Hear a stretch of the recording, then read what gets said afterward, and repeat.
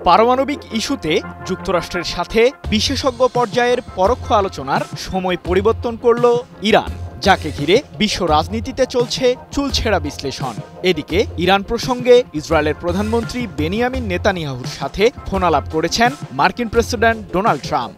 যুক্তরাষ্ট্রের সামরিক বাহিনী ইরান জুড়ে বোমা হামলা চালালে কোনো ক্ষতি হবে না দেশটির পারমাণবিক কার্যক্রমের, এমন বার্তাই দিয়েছেন ইরানের আণবিক শক্তি সংস্থার প্রধান মোহাম্মদ এসলামি, যার ফলে আবারও সামনে এসেছে দেশটির সামরিক সক্ষমতার প্রসঙ্গটি।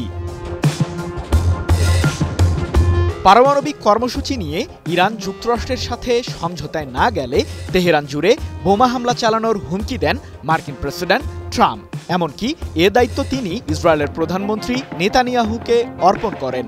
দায়িত্ব পাওয়ার পরই ইরানে হামলা চালাতে ষড়যন্ত্রের নীলনকশা তৈরি করে ফেলেন ইহুদিবাদী নেতা। আগামী মে মাসের প্রথম সপ্তাহে ইরানে হামলা চালানোর পরিকল্পনা ছিল ইসরায়েলের, যার মূল টার্গেট ছিল তেহরানের পারমাণবিক কেন্দ্রগুলো। কারণ ইরান পরমাণু অস্ত্র বানাতে সফল হলে মধ্যপ্রাচ্যের বাকি দেশগুলো পারমাণবিক বোমা তৈরির দিকেই মনোযোগ দেবে বলে শঙ্কা হোয়াইট হাউসের। এমন পরিস্থিতিতে অবশেষে ইরান ও যুক্তরাষ্ট্র দুই দফায় পরোক্ষ আলোচনায় বসে, যদিও এখন পর্যন্ত সমাধানের পথ বের করতে পারেনি ওয়াশিংটন ও তেহরান। তবে আলোচনা ফলপ্রসূ ও গ্রহণযোগ্য হওয়ার দাবি করেছে দুই পক্ষই। 23 এপ্রিল ট্রাম্প প্রশাসন ও ইরানের বিশেষজ্ঞ পর্যায়ের বৈঠক হওয়ার কথা ছিল ওমানের রাজধানী মাস্কাটে। উদ্দেশ্য পারমাণবিক ইস্যুতে দুই পক্ষই যাতে লাভজনক অবস্থানে থাকতে পারে সে প্রসঙ্গে একটি কাঠামো তৈরি করা, সেই সাথে ইরানের ওপর আরোপিত মার্কিন নিষেধাজ্ঞা প্রত্যাহার বিষয়েও সহাবস্থানে আসার পরিকল্পনা করা। কিন্তু শেষ মুহূর্তে এসে সময় পরিবর্তনে বাধ্য হল তেহরান ও হোয়াইট হাউস। আগামী 26 এপ্রিল বিশেষজ্ঞ পর্যায়ের এই বৈঠক আয়োজন করবে ওমান। এদিনই তৃতীয় দফার পরোক্ষ আলোচনায় বসবেন ইরানের পররাষ্ট্রমন্ত্রী আব্বাস আরাকচি ও মধ্যপ্রাচ্যে নিযুক্ত মার্কিন বিশেষ দূত স্টিভ উইটকফ। 22 এপ্রিল এক প্রতিবেদনে বিষয়টি নিশ্চিত করেছে বার্তা সংস্থা রয়টার্স।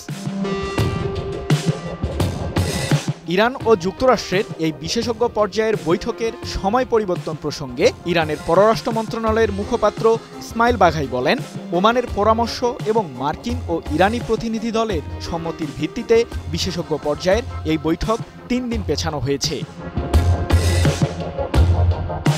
যুক্তরাষ্ট্রসহ পশ্চিমাদের দাবি ইরান পারমাণবিক অস্ত্র তৈরির ক্ষমতা অর্জন করেছে, যদিও তেহরান বিষয়টিকে বারবার অস্বীকার করে আসছে। ইরানের দাবি তাদের ইউরেনিয়াম সমৃদ্ধকরণ কর্মসূচি শান্তিপূর্ণ উপায়েই এগিয়ে নেওয়া হচ্ছে। মার্কিন প্রশাসন নিষেধাজ্ঞা তুলে নিলে পারমাণবিক কার্যক্রম প্রসঙ্গে হোয়াইট হাউসের সাথে আলোচনায় বসতে প্রস্তুত ইরান। বিশ্বমানের থার্মিক্স রড, সালাম স্টিল থার্মিক্স, দেশের একমাত্র থার্মিক্স রড। এদিকে আলোচনার মাঝেও ইসরায়েলের প্রধানমন্ত্রী নেতানিয়াহুর সাথে ফোনালাপ করেছেন মার্কিন প্রেসিডেন্ট ডোনাল্ড ট্রাম্প। এ প্রসঙ্গে 22 এপ্রিল যুক্তরাষ্ট্রের 47তম প্রেসিডেন্ট তার ব্যক্তিগত সামাজিক যোগাযোগ মাধ্যম ট্রুথে এক খুদে বার্তায় বলেন, নেতানিয়াহুর সাথে বাণিজ্যর পাশাপাশি ইরান প্রসঙ্গে আলোচনা করেছি। আলোচনা খুব ভালো হয়েছে। আমরা সব বিষয়ে একমত পোষণ করেছি। অন্যদিকে ইরানের পারমাণবিক কেন্দ্রগুলোতে ট্রাম্প বোমা হামলার হুমকি দিলে সতর্ক অবস্থানে চলে যায় তেহরান। দেশটির পারমাণবিক স্থাপনাগুলো যে কোনো ধরনের হামলা থেকে সুরক্ষিত জানিয়ে ইরানের আণবিক শক্তি সংস্থার প্রধান মোহাম্মদ এসলামি বলেন, কেন্দ্রগুলোকে সুরক্ষিত করতে উপযুক্ত পদক্ষেপ গ্রহণ করা হয়েছে। 22 এপ্রিল এক প্রতিবেদনে বিষয়টি নিশ্চিত করেছে লন্ডন ভিত্তিক সংবাদ মাধ্যম ইরান ইন্টারন্যাশনাল। সৃজন মাহমুদ, নিউজ 24।